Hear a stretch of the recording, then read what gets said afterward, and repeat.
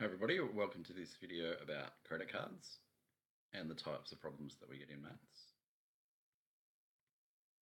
First of all, it's really important that you know how many days are in each month. So I like the knuckles way of remembering. So on your knuckles is 31 days in the month. So knuckle here, and then the bit in between the knuckles is not 31. So 31, not 31, 31, not 31. You notice July and August both have 31, so that's where the two hands touch.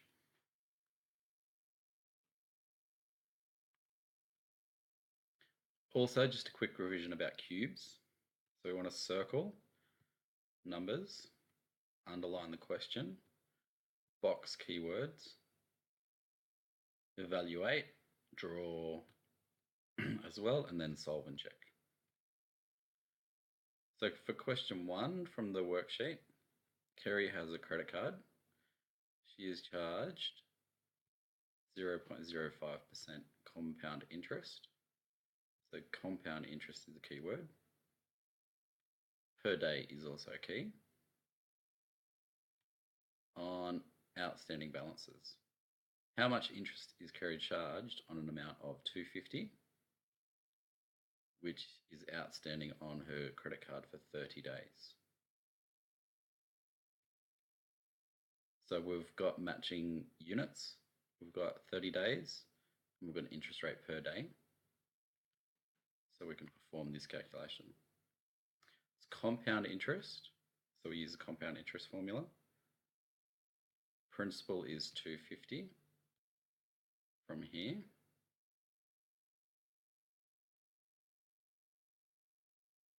One plus 0.0005, so that's this number divided by 100 because it's a percentage, and to the power of 30 because it's for 30 days. Work that out.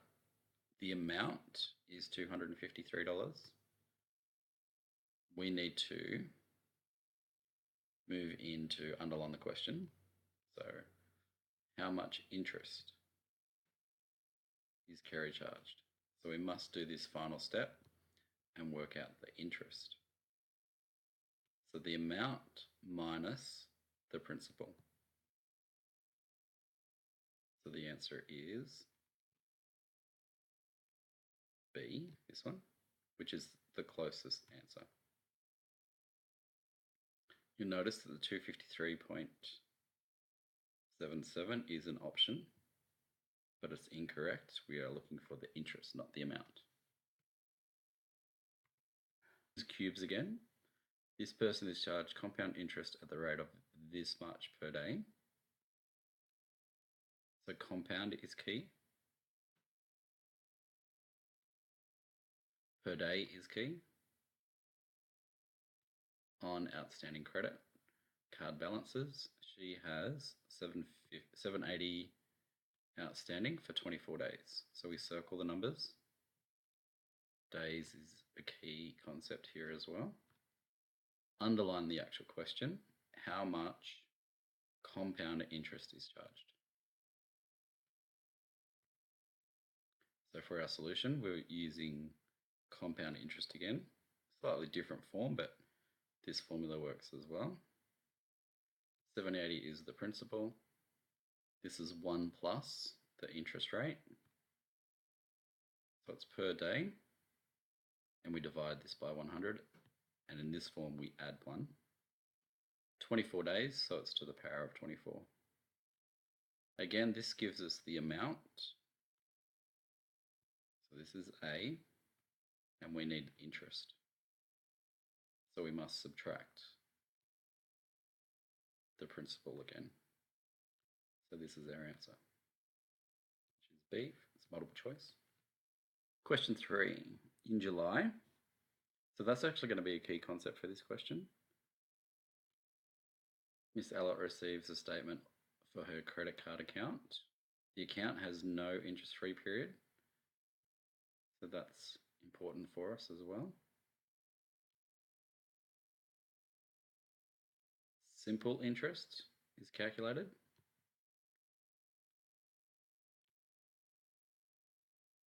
And charged to her account on the statement date. Credit card limit might be important. It's actually not for this case, but it could be. Statement date is 23rd of July. Previous balance is 529.47. Payments 529.46. This should have been 46. So these two cancel out. Payment has paid off this balance. Then new purchases are made. So this number we'll use. Okay, and this part here describes what the actual purchase was. So it was for a hi-fi on the 29th of June. Annual percentage rate is 19%. And the daily percentage rate is this number. So we could use either of these. And note, the interest is charged on amounts from and including the date of purchase and up to and including the statement date. The minimum payment due is either $25 or 5% of closing balance, whichever is the larger. Underline what the actual question is asking for. What is the minimum payment due? So let's work out what 5% is and compare it to the $25. So for our solution, we have days of interest. That's the first thing we need to work out. And there's 25 days. So there's 2 days in June and there's 23 days in July, giving us 25 days. Remember, we need to include the date of purchase. So we need to include the 29th and we need to include the statement date, which is 23rd of July. So be careful with how many days it is. This one's clearly 25. It's got to be on the 29th and the 23rd. We need to include both dates. Interest is simple interest. That was a boxed thing up the top here. So PRN is our rule. So the amount times the daily percentage times the number of days. So we're actually using this number because we're working in days. Closing balance. This bit, so the interest gets added on to the amount. So this is our closing balance. And we need to find 5% of that, which is 87.20. And this number is greater than 25. So the minimum payment is that number. So the answer is D. In question 4, we have June. Mrs. Big Spender, so yes, we use words like that in maths exams, received a statement for her credit card account. The account has no interest-free period, so that's important. Simple interest is calculated and charged to her account on the statement date. Credit card limit is a number, we'll circle it. Statement date is 20 June. Previous balance is 263.83 and this was paid off. This is what this means. So these two cancelled out. Then purchases were made, 617.72. So we use this number. And the purchase was made on the 23rd of May. These are our interest rates. We've got it as an annual percentage rate and a daily. Interest is charged on amounts from and including the date of purchase up to and including. So this information is key. The statement date. Underline the question, for how many days is she charged interest on her purchase?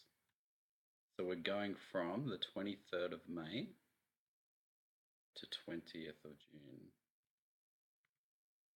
So for May, we actually need to include 23, 4, 5, 6, 7, 8, 9, 30 and 31. So 1, 2, 3, 4, 5, 6, 7, 8, 9.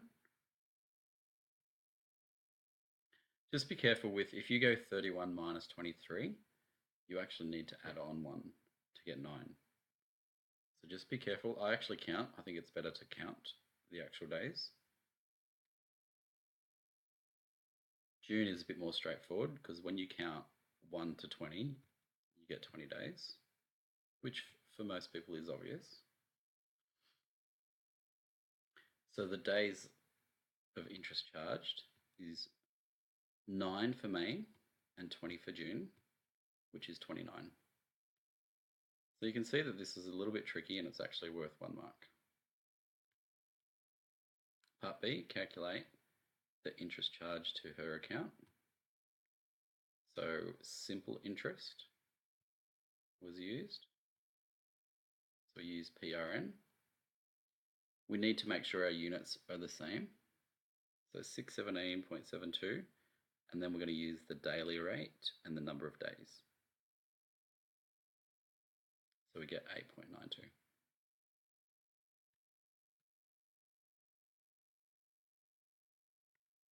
So just reviewing, I really like the knuckles way of remembering it. There is a song that you can remember too, but here's a knuckle representing January and 31 days. March is a knuckle. May is a knuckle. July is a knuckle.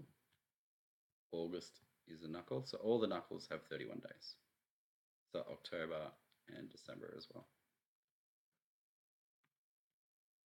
It might actually be useful to use a calendar for actually counting.